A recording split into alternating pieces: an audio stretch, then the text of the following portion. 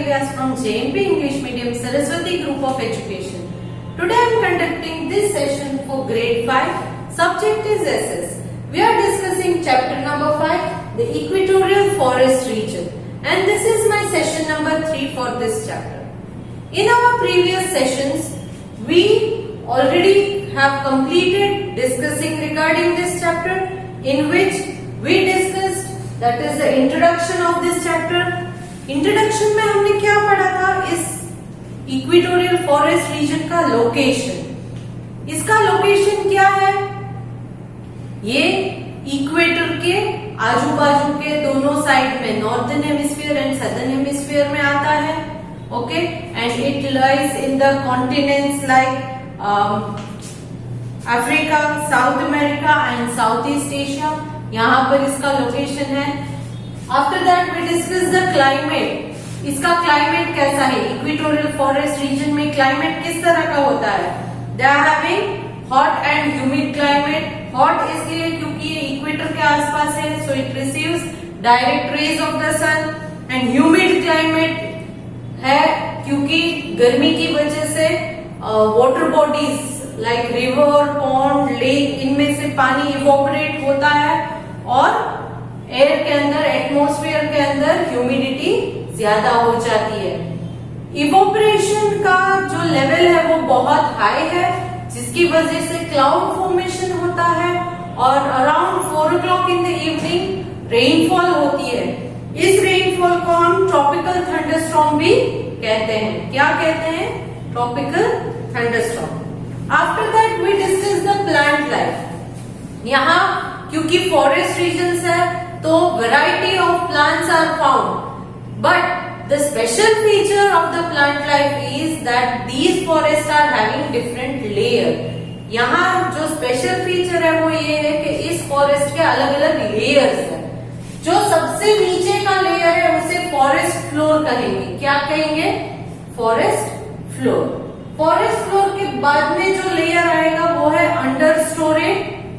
after that is the canopy and the topmost layer emergent layer। emergent layer में सबसे ज्यादा tall trees है जिन्हें सबसे ज्यादा सनलाइट मिलती है और रेनफॉल भी मिलती है। क्योंकि बहुत घना डेंस फॉरेस्ट है तो नीचे फॉरेस्ट फ्लोर वाले एरिया में ज्यादा सनलाइट नहीं पहुंचती है, इसलिए यहाँ पर डिकेइंग प्लांट्स, लीव्स या डिकेइंग फ्रूट्स के लेयर है। Next talking about the wild life. Wild life में हमने ये सीखा कि क्योंकि ये फॉरेस्ट रीजन है इसलिए यहाँ पर वाइल्ड एनिमल्स बहुत ज्यादा है। Variety of wild animals are found. Trees के ऊपर जो रहते हैं, मंकी, चिंपांजी, फ्लाइंग स्क्विरल्स, ये सारे के सारे एनिमल्स के बारे में हमने सीखा। देन वाटर में जो रहते हैं उन एनिमल्स के बारे में हमने सीखा, एलिगेटर, क्रोकोडाइल, ये सारे। देन वी ऑल्सो लर्न कि यहाँ पर साउथ अमेरिका में जो है अमेज़न बेसिन, यहाँ जो फेमस स्नेक है एनाकोंडा, ये पाया जाता है। Then variety of fishes are also found. अलग अलग फिशेज की भी रेंज है, आप देख सकते हो। कलरफुल बर्ड्स, अलग अलग कलरफुल बर्ड्स जैसे हमिंग बर्ड है, मकाओ है, टैकुन है, तो ये सारे पाए जाते हैं। देन ह्यूमन लाइफ में हमने क्या डिस्कस किया था कि क्योंकि ये फॉरेस्ट रीजन है तो डेवलप्ड ह्यूमन बीइंग्स या मॉडर्न ह्यूमन बीइंग्स जो हम मॉडर्न कल्चर को फॉलो करते हैं वो यहाँ पर ज्यादा नहीं होते हैं, क्योंकि their survival is difficult because it is a forest region. Forest region है तो यहाँ सरवाइव करना, सेटल होना थोड़ा डिफिकल्ट टास्क हो जाता है। But tribal people live there.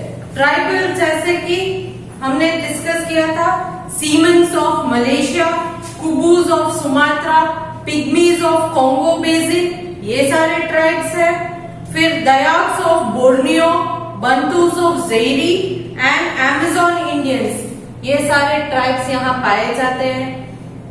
जो मैंने डिस्कस किया कि दयाक्स of Borneo, Bantus of Zaire and Amazon Indians, ये लोग फार्मिंग भी करते हैं।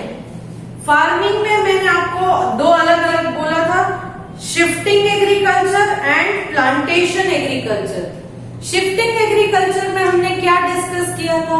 शिफ्टिंग एग्रीकल्चर में हमने ये डिस्कस किया कि एक पीस ऑफ लैंड है जिसके ऊपर वो क्रॉप्स को ग्रो करते हैं 2 से 3 साल तक। आफ्टर दैट जब उस लैंड की फर्टिलिटी कम हो जाती है, क्योंकि कंटिन्यूअस ग्रो करते हैं तो उसमें फिर न्यूट्रिशन नहीं होता है उस सॉइल के अंदर, तो फर्टिलिटी उस सॉइल में जब कम हो जाती है तब वो वहां जो है उस लैंड को जला देते हैं और दूसरी they shift to a new place for agriculture. ये शिफ्टिंग एग्रीकल्चर है। प्लांटेशन एग्रीकल्चर जो है वो वहां यूरोपियंस ने इंट्रोड्यूस किया था, जो south East Asia and Africa से वहां पर आए थे। और ये प्लांटेशन एग्रीकल्चर में crops like T, coffee, rubber and cocoa ये यहाँ ग्रो करते हैं। बट किस लिए ग्रो करते हैं? फॉर कमर्शियल पर्पस, मतलब उसको सेल करके उसमें से पैसा कमाने के लिए, बिजनेस पर्पस के लिए ये यहाँ पर प्लांटेशन एग्रीकल्चर को फॉलो किया जाता है।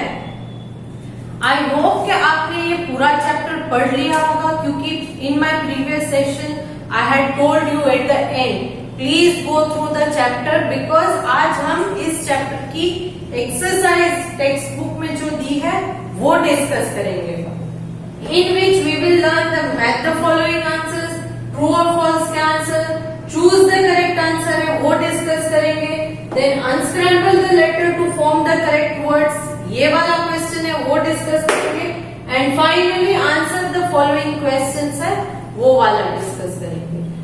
आप अपने साथ एक पेंसिल ले लो, ताकि जैसे जैसे हम वीडियो में आंसर डिस्कस करते जाए आप उन आंसर्स को अपनी टेक्स्ट बुक में with the help of pencil tick करते जाओगे। ओके, फिर जब CW लिखोगे that time you have to write all these in your CW along with vocabulary and meanings। vocabulary, meanings और ये सब चीजें जो है वो आपको CW की PDF जो मैं इस वीडियो के साथ भेजूंगी उसमें आपको मिल जाएगा, but you have to tick the answers with the help of pencil in your text book also. So shall we start discussing the exercise? Okay, please open page number 290 in your text book. Text book में page number 290 open कीजिए। Now exercise question number 1, match the following. I am reading column A. Column A, option A 4 o'clock in the afternoon, B hot and wet region, C shifting agriculture, D plantation agriculture, E plantation crops. Now I am reading column B. Number 1, introduced by Europeans.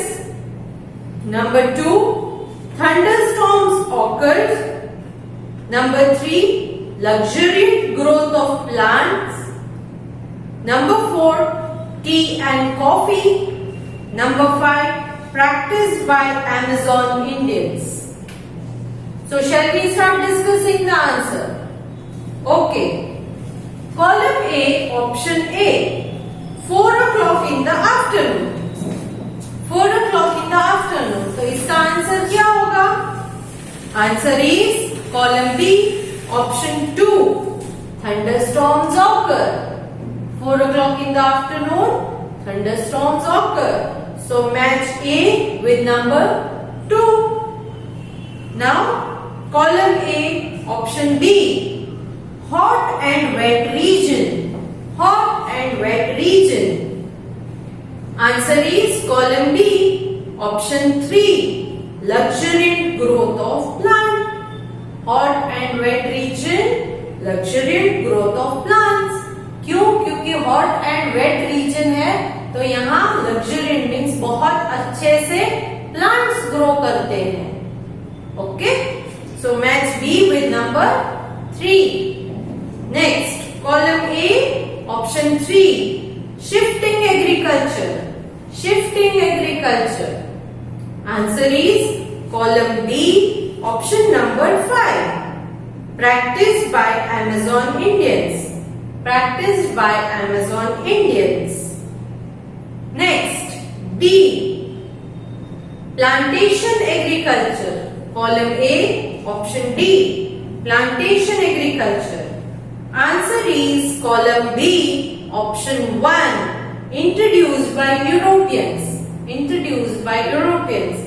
So match D with number 1. Next, column A, option E, plantation crops. Plantation crops. Answer is column B, option number E. Sorry, option number 4, tea and coffee. I hope you have marked all the answers, but let me read all the answers once again. A, number 2, B, number 3, C, number 5, D, number 1, E, number 4. Are we done? Okay, let us move to the next question. True or false? So write T for true and F for false. अगर true statement, correct statement है तो T लिखोगे, गलत statement, false statement है तो F लिखोगे. So shall we start? Okay. A. The equatorial region is found in the frigid zone. Equatorial region frigid zone में है? No. मैंने क्या कहा था? अर्थ के मिडिल में इक्वेटर है जिसके आजू बाजू इक्वेटोरियल रीजन है. तो इक्वेटर के आजू बाजू में कौन सा जोन आता है? टॉरिड जोन आता है. फ्रिजिड जोन तो पोल्स के पास आता है, north pole and south pole. तो दिस इज फॉल्स स्टेटमेंट, ये गलत स्टेटमेंट है. तो राइट एफ. क्या लिखोगे? F. Next, B. The equatorial forest region receives the direct rays of the sun. Equatorial forest region में direct rays of the sun होती है? Yes. So this is true, right? T. Next, C.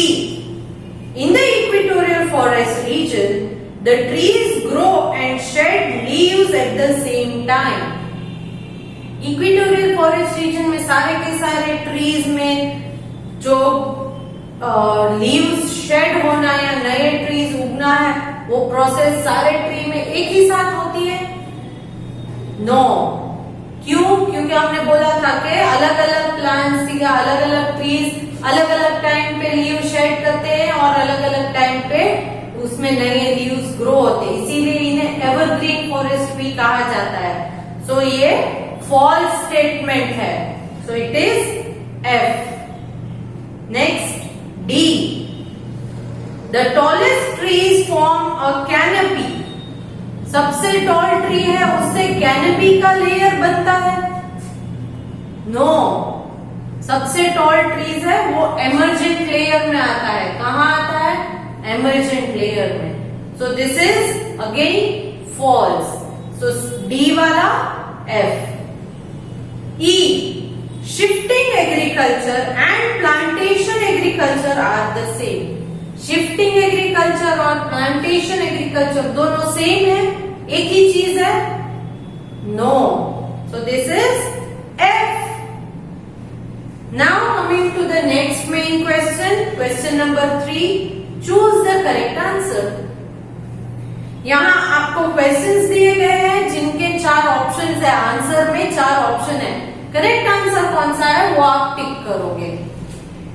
Shall we start? Okay. A. How many layers of trees are there in the equatorial forest? Equatorial forest में trees में कितने layers होते हैं? Option 1 3, 2 4, 3 2, 4 5. तो कितने layers हैं? 1 2 3 4. कितने layers हैं? 1 2 3 4. तो option 2 is the right answer. Option 2. Next, B. What is the lowest layer of the forest in this region known as. सबसे नीचे लोवेस्ट वाला लेयर कौन सा है? Options are first forest floor, second canopy, third under storage, fourth emergent layer. तो कौन सा है सबसे नीचे वाला? Answer is option 1 forest floor. Done. Now next, in which continent is Amazon basin located? Amazon basin कौन से कॉन्टिनेंट में है? Option 1 south America, 2 Australia, 3 Africa, 4 Asia. Answer is option 1 south America. Next, D, Which of these are found in the equatorial forest? इनमें से कौन है जो equatorial forest में पाए जाते हैं? Number 1 humming birds, 2 macaws, 3 toucans, 4 all of these. तो ये सारे के सारे बर्ड्स या एनिमल्स के बारे में यहाँ पर बर्ड्स है, तो ये सारे हमने ऑलरेडी डिस्कस किए थे जब वाइल्ड लाइफ के बारे में डिस्कस किया। तो डोंट यू थिंक कि ये सारे के सारे होते हैं इक्वेटोरियल फॉरेस्ट रीजन में? Yes, so right answer is option 4 all of these. ये सारे के सारे होते हैं। Next, E, where are the pygmies found? Pygmies जो ट्राइब है वो कहां पर है? कहां की है पिग्मीज वाली ट्राइब? जब हमने ह्यूमन लाइफ के बारे में डिस्कस किया, उसमें ट्राइबल पीपल के बारे में डिस्कस किया, तब ये आया था। So let us see what are the options given. Number 1 Sumatra, 2 Malaysia, 3 India, 4 Congo basin. The right answer is option 4 Congo basin. I am once again repeating the answer. A, right answer is number 2. B, number 1. C, number 1. D, number 4. E, number 4. Now let us move to the next question. Main question 4. Unscramble the letters to form the correct words. यहाँ कुछ statement दी गई है, उन statement के answers आपको bracket में jumble letters के form में दिए गए हैं। इन लेटर्स को करेक्ट अरेंज करोगे तो उन स्टेटमेंट के आंसर्स मिल जाएंगे। So shall we start? Okay, A, this is also called 4 o'clock lane। इसे 4 o'clock lane भी कहा जाता है। तो ये क्या है? सी, ब्रैकेट में अगर वो जंबल लेटर्स आप देखोगे तो आपको आइडिया आ जाएगा। Answer is tropical thunderstorm. Tropical thunderstorm. Clear? Next, B, forest where all trees do not shed their leaves at the same time.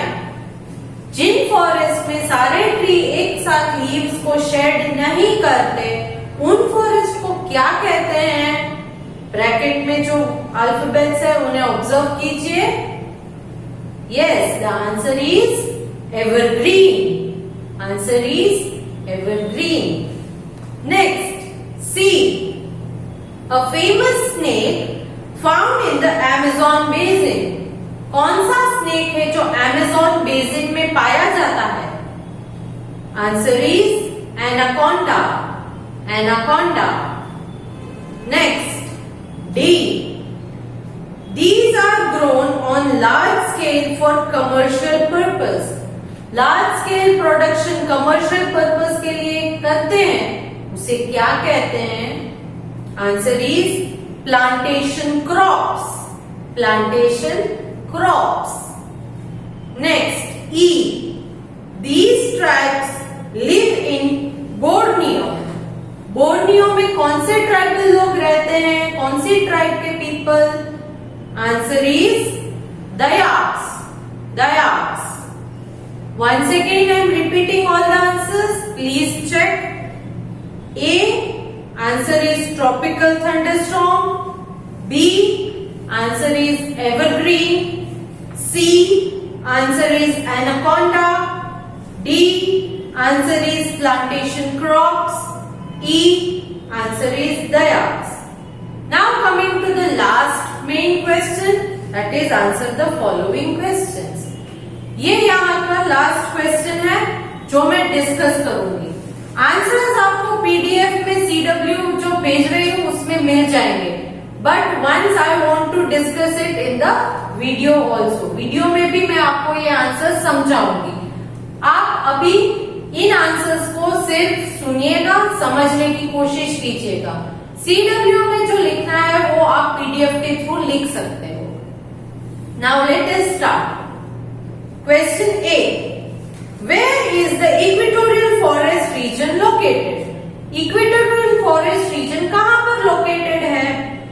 Answer is the equatorial forest region is located on both the sides of the equator.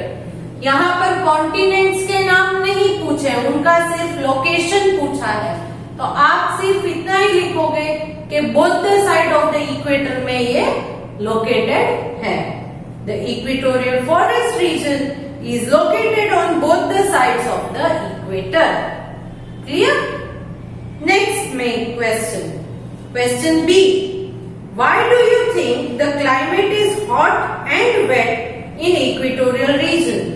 Equatorial region में climate क्यों hot and wet, गर्म और एकदम moist climate क्यों होता है?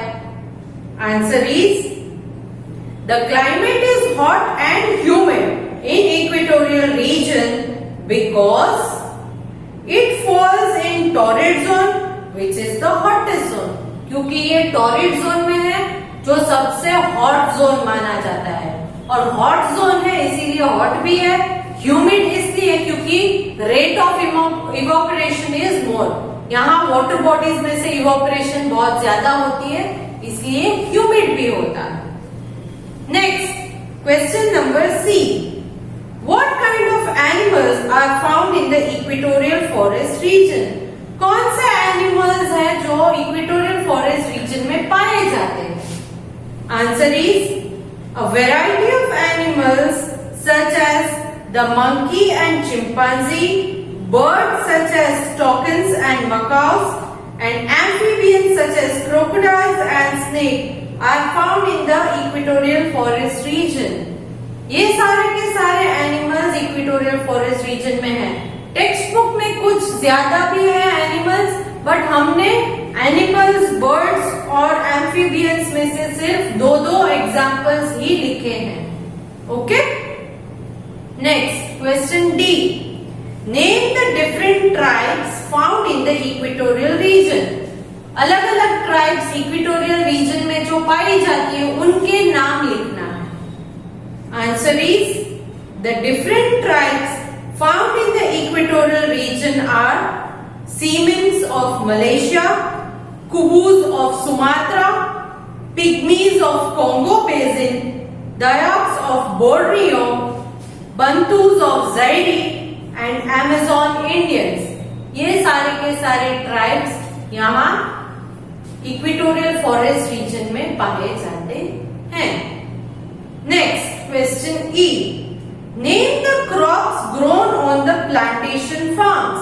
Plantation farms जो है इनमें कौन से क्रॉप्स को ग्रो करते हैं?